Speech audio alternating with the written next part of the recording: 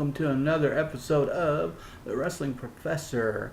I'm your host, the Professor. In this episode here, we're going to talk about indie wrestling, independent wrestling. We want to talk about different things. As you see, a good friend of mine, one of our subscribers, he wanted me to put this on here. The puke of the week this week is Roman Reigns. He's definitely a puke by all means and matters. Don't forget April 2nd, he's going to be fighting The Undertaker. And you heard the professor right, he's going to turn heel. Also, we're going to talk about some different things. I've been a fan, and a fan only for a long time. Seen a lot of different promotions come and go.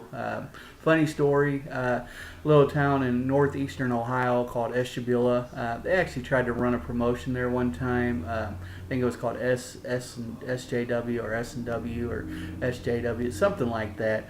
It definitely wasn't like what you see on your screen here, ECW. Anyways, they actually had some good talent on there. They had a couple brothers who could really put on a show. They had an excellent hardcore champion, but they had this commissioner by the name of Van Buren, and I'm telling you, this guy was a joke. He was not only the commissioner, but he was the booker, and he also put a mask on, like a clown mask, and tried to be a wrestler. I mean, he was just a joke, and I just hope you guys find that as funny as I do, because I just thought that was freaking hilarious. Anyways, since ECW came and gone, there's been a lot of different independent wrestling shows out there now. They kind of give you a taste of something different than WWE.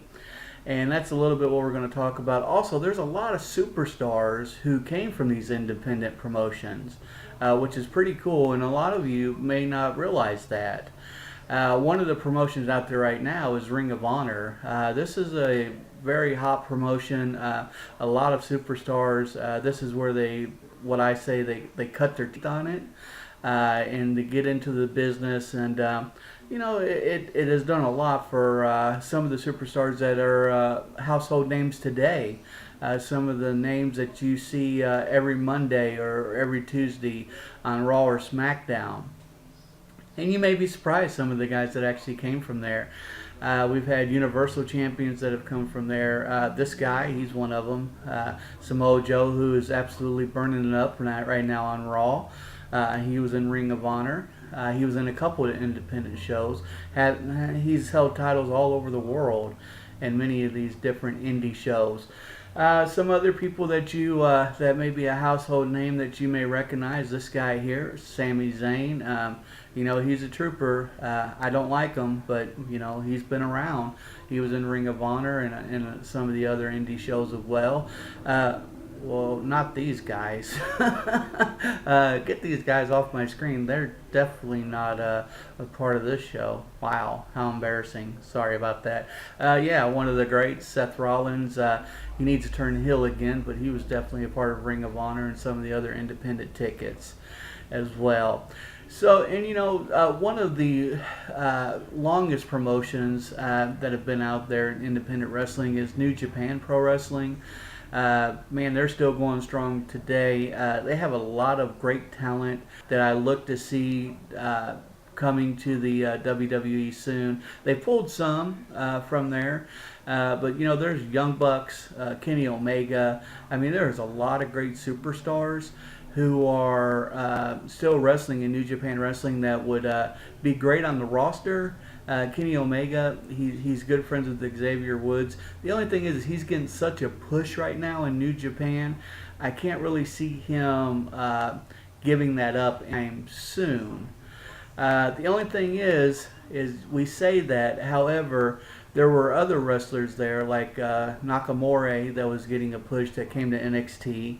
And here's a few other ones that we'll go over as well. These guys held championships in New Japan, the World, ICP. Finn Balor, he's won. Our first Universal Champion on Monday Night Raw. He was the ICP World Heavyweight Champion there. Had a tremendous run. Just phenomenal athlete. If you've not got to watch this guy, YouTube him.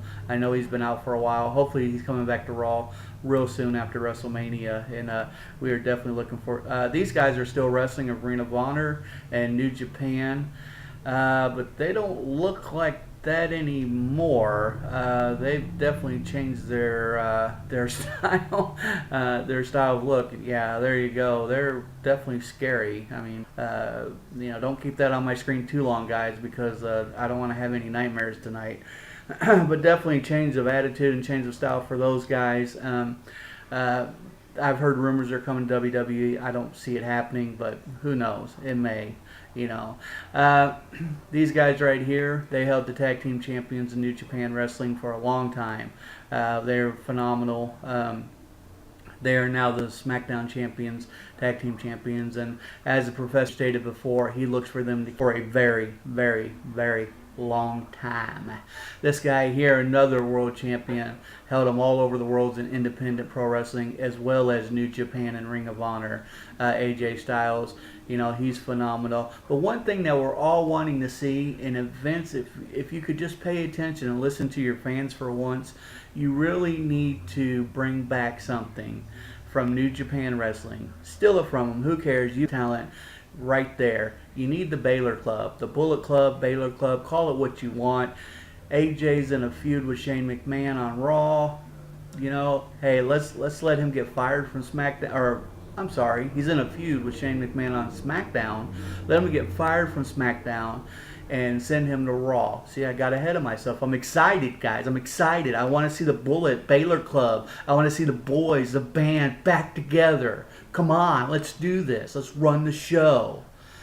Anyways, Vince, you need to listen. This is what the people want. And this is what the professor wants. And you know what the professor says is golden. Anyways, so moving right along. Guys, come on. Get it off my screen. Let's move on. Yeah, if you brought those boys back, you'd see more of this, Vince. This would liven up your boring Monday Night Raw. We'd put Stephanie McMahon through there. Lucha Underground. Want to talk about this. It came to Netflix season 1 and 2 on March 15th.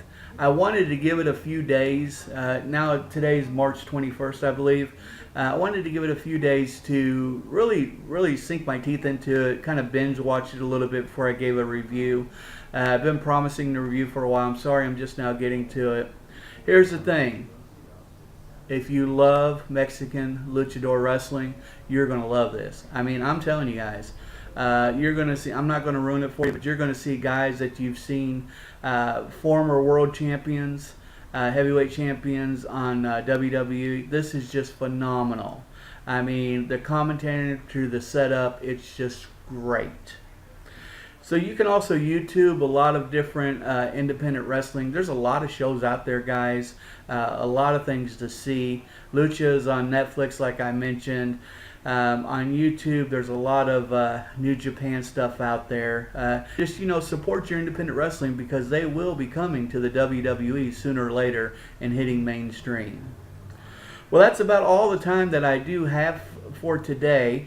I just wanted to do this little segment about independent wrestling to kind of let you guys know my thoughts and kind of show you some of the different athletes that have come from there. Maybe some of you that are thinking about getting into the business. Well, anyways, remember, independent wrestling rocks. You know what the professor says is golden. You guys have a great one. Don't forget, live segment for WrestleMania. Peace out.